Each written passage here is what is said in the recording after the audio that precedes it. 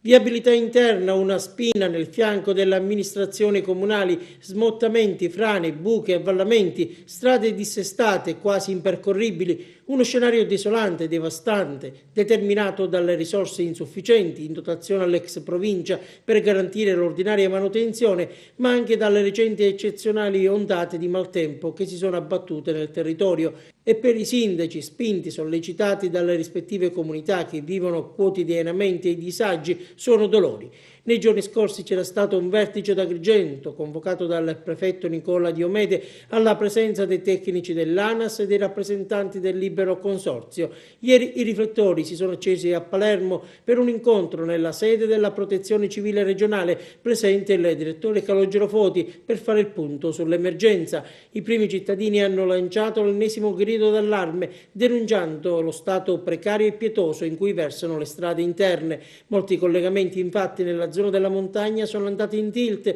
e la circolazione tra i centri dell'entroterra e il principale asse viario Agrigento-Palermo sono saltati con notevoli disagi per le comunità. L'incontro ha affrontato gli aspetti tecnici e di competenza della protezione civile, spiega in una nota il sindaco di Casteltermini Nuccio Sapia. In particolare la discussione si è incentrata su interventi di messa in sicurezza dei punti critici delle strade, mentre per i lavori strutturali si richiede un forte impegno finanziario e dovranno convergere in un programma specifico. In questo senso i tecnici della provincia, aggiunge Sapia, elaboreranno delle schede tecniche contenenti la tipologia degli interventi e le risorse necessarie per farvi fronte, il tutto entro breve termine. Per quanto riguarda la strada provinciale 22 Casteltermini-Cozzodisi, interrotta a causa di caduta massi, fa sapere il sindaco Sapia, sarà oggetto di studio ad opera di personale specializzato che sarà inviato in loco dalla Protezione Civile nei prossimi giorni